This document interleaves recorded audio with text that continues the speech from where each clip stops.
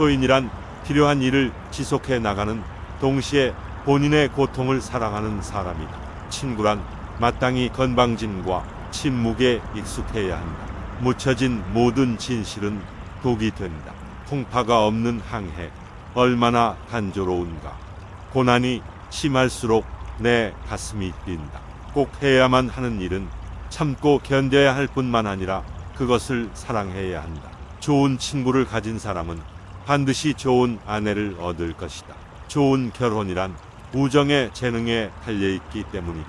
안이하게 살고 싶은가? 그렇다면 항상 군중 속에 머물러 있으라. 그리고 군중에 섞여 너 자신을 잃어버려라.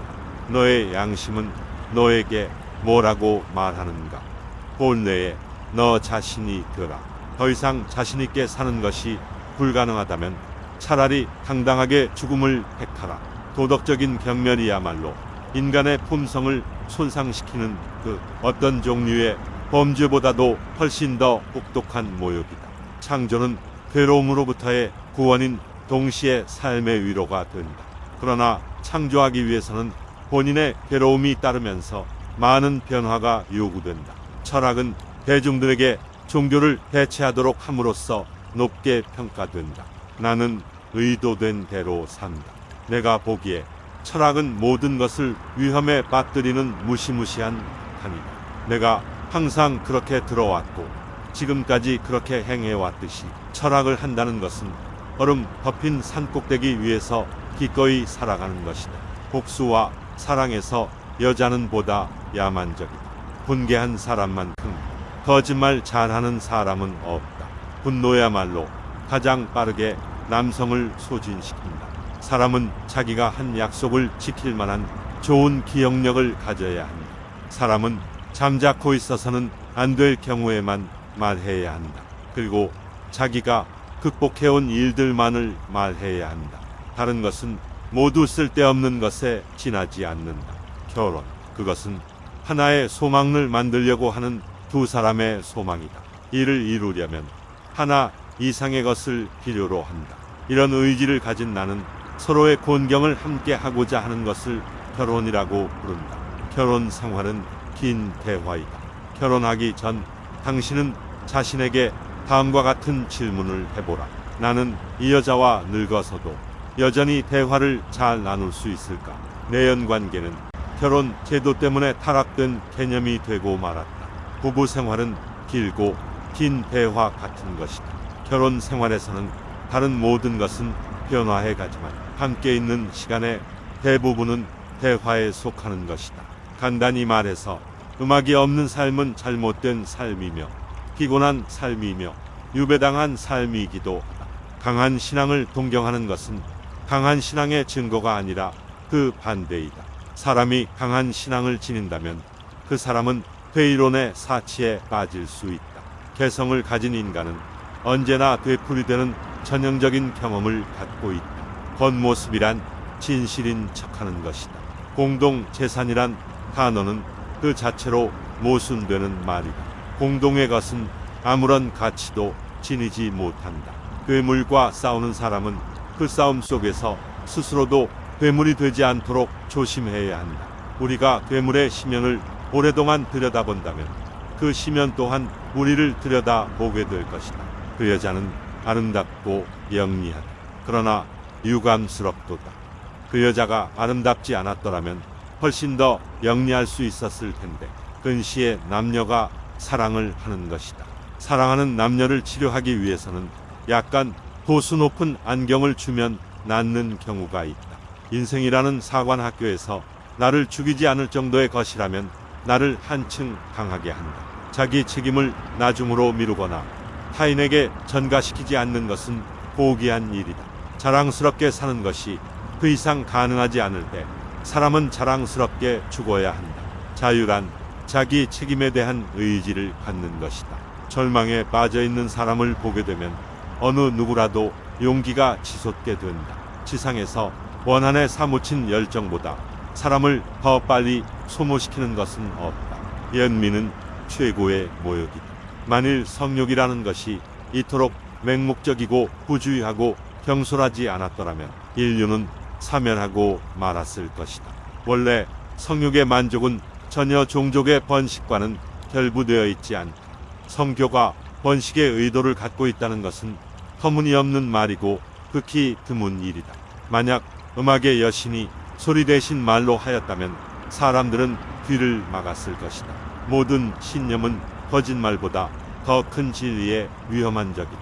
모든 신은 죽었다. 이제 우리는 초인초인이 살게 되길 바란다.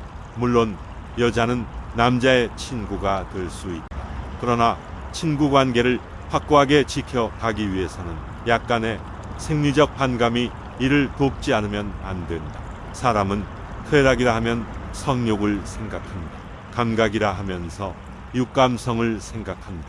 신체라고 하면서 아랫배를 생각한다. 그래서 이 세 가지 좋은 것 때문에 명예를 빼앗기고 만다.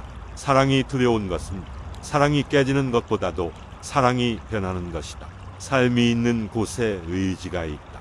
그러나 그 의지는 삶의 의지가 아니라 생존하려는 의지이다.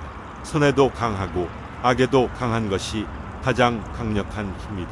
세상에는 우리의 침울한 두 눈으로 발견할 수 있는 이상의 행복이 있는 법이다. 순결을 지키기 힘든 자에게는 순결을 버리게 하라.